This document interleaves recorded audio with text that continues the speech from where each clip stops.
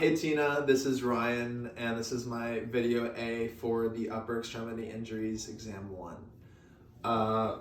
First things first, what we're going to do is we're going to palpate bony landmarks. And when we're palpating bony landmarks, what we're going to be looking for is point tenderness, or feeling for where that is.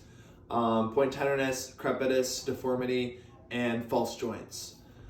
And what I'm going to find first is going to be the AC joint. So what I'm going to do first, I'm going to find the acromion, and then I'm going to go over right along here, and then I'll find the joint right here. Sorry, I'm hurting Emily a little bit because I had to dig a little deep. So that's the AC joint right here. And then if you go a little bit lower, that nub right there underneath of it, or I feel it as a nub, is the coracoid process.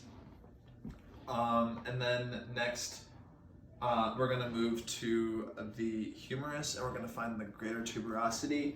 So can you move your arm for me, please? We're going to find where she moves her arm, and that's going to be where we locate the greater tuberosity. And then on the other side is going to be the lesser tuberosity, and then in the middle, between those two, is the bicipital groove. And then on the back, for the scapula, here is her scapula right here. And at the very top is the scapular spine, and also the superior angle of the scapula. And then at the bottom is gonna be your inferior angle of your scapula, which is right here. So that's it for palpating bony landmarks. Next, we're gonna move on to range of motion. And when we're doing range of motion, what we're gonna be looking for here is the patient's willingness to move, the patient's, if they experience any pain, and then also like patterns, rhythms within their movement, seeing if each movement is fluid or not. So that's what we're going to be looking for during the range of motion testing. So first we're going to do scapular movements. I'm going to separate them from scapular and shoulder movements. It's just easier for me that way.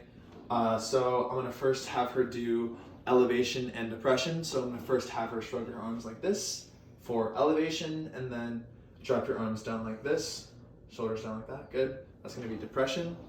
And then, well, actually let's have you turn this way so for the camera to see. So shrug your arms again for elevation, and then drop your arms down for depression. That's gonna be both scapular movements. And then next one we're gonna do is we're gonna shrug our arms forward like this. So that's gonna be protraction, and then if we bring our arms behind us like this, and push our scapula together, that's going to be retraction. And then upward and downward rotation of the scapula, I'm going to have her lift both of her arms up into the air like so, like out like this, perfect. This is going to be downward rotation, and then on the way down is going to be upward rotation of that scapula. And once again, you want to do, I want to mention this right now, you want to do everything bilaterally, and you want to start with the uninjured arm first, and then go on to the injured arm. So can you turn around for me, please, again? So that was it for our scapular movements. Next, we're going to move on to shoulder movements. So I'm going to have her do flexion and extension. So I'm going to have her arms out like this, and I'm just going to have you raise them up as high as you can. Good. Keeping your back nice and straight. Perfect. And then bring your arms all the way through for extension. So that was flexion and then extension. And then have your arms out to your side like this, and then bring them out to your side like so for abduction, and then back down for adduction. And then I'm gonna have you bring one arm at a time, start here, out in front of you like this, and bring your arm out like this for horizontal abduction, and then across your body for horizontal adduction. And then I'm gonna have you have your, perfect, both arms, like that. Horizontal add across the body, and then abduction away from the body. And then internal and external rotation, I'm gonna have her elbows glued to her side, and then I'm gonna have her rotate her arms out like this for external rotation, while keeping her elbows in as tight as she can, and then towards each other for internal rotation.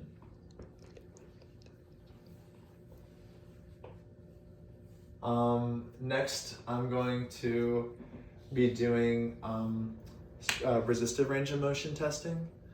So resistive range of motion testing, what I'm going to be looking for is strengths and weaknesses in each of those movements. And then I'm going to also be looking for pain if this movement is painful for the patient. So I'm gonna have first do the scapular movements again. So I'm gonna have her face the camera like this. Don't push up against my hands for elevation. Good. And then for depression, I'm gonna have her bend her arms at a 90-degree angle like so. And then I'm going to have her push down against my hands. And if you want to see that from behind, right here, push down. Good. Try not to move with that motion. Next, I'm going to have you do protraction and retraction. So I'm going to stand here and I'm going to have her push against my hands for retraction. Good.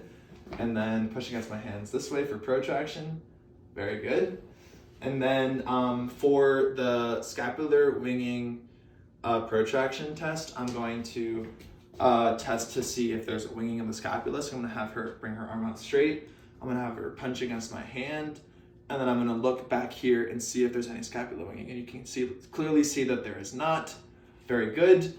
And then after that, I'm going to go through flexion. So push up against my hands. Bring up a little bit. And then go. Don't let me push down. Good. And then extension. Push up against my hands. Very good. And then we're going to do abduction and adduction. So add your arms out to the side like this. Don't let me push down. Good. Don't let me push up. Good. And then for horizontal abduction and adduction, I'm going to have her make a fist with her hand and push up against my hand. This is horizontal adduction, and then horizontal abduction is this direction. Very good.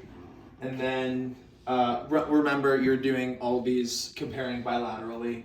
I know some of them I've been doing bilateral and some of them I haven't, so I just want to make that evidently clear that they're all bilateral. And next I'm going to do internal and external rotation. So I'm going to have her make a fist, and I'm going to have her elbow glued, and it's just going to push against my hand like this. Good, that's internal rotation, and then external rotation. Good. And then I think that is everything. Let me think real quick. I think it is. And that's my video.